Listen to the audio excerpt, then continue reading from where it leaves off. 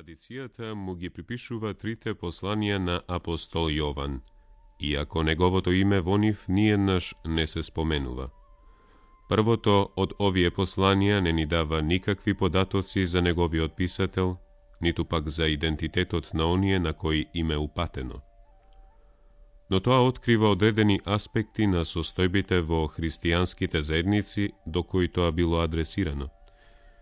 Како и многуте други заедници од втората половина на првиот век, тие биле изложени на влијанијата на духовните или религиозните движења кои се оддалечувале од вистинската христијанска вера. Токму затоа писателот се стреми кон двојна цел во своето послание. Да ги охрабри своите читатели да живеат во вистинско заедништво со Бога и Неговиот Син, Господ Исус Христос, што треба да се изрази преку примената на братската љубов. Истовремено, да се борат против лажната наука што ја компромитира верноста во Евангелието. Воведот во посланието, глава 1, од 1 до 4 стих, тоа и го изнесува. За цврстување на заедништвото што треба да го имаат верниците со Бога и со Исус Христос, исто како и братското заедништво едни со други. Затоа тие треба да останат верни на сведоштвото на оние кои го беа виделе или слушале Исус Христос.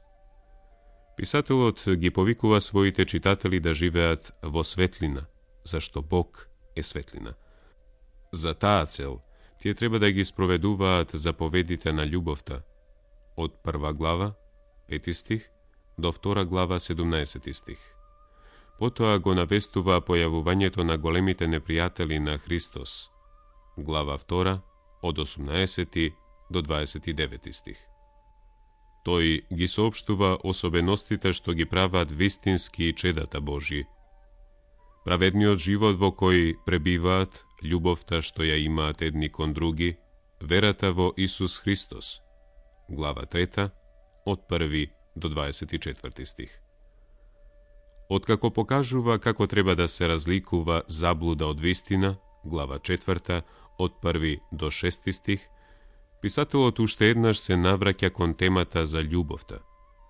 Да му се припаѓа на Бога, значи да се љуби. Зашто Бог е љубов. Глава 4, од 7 до 21 стих.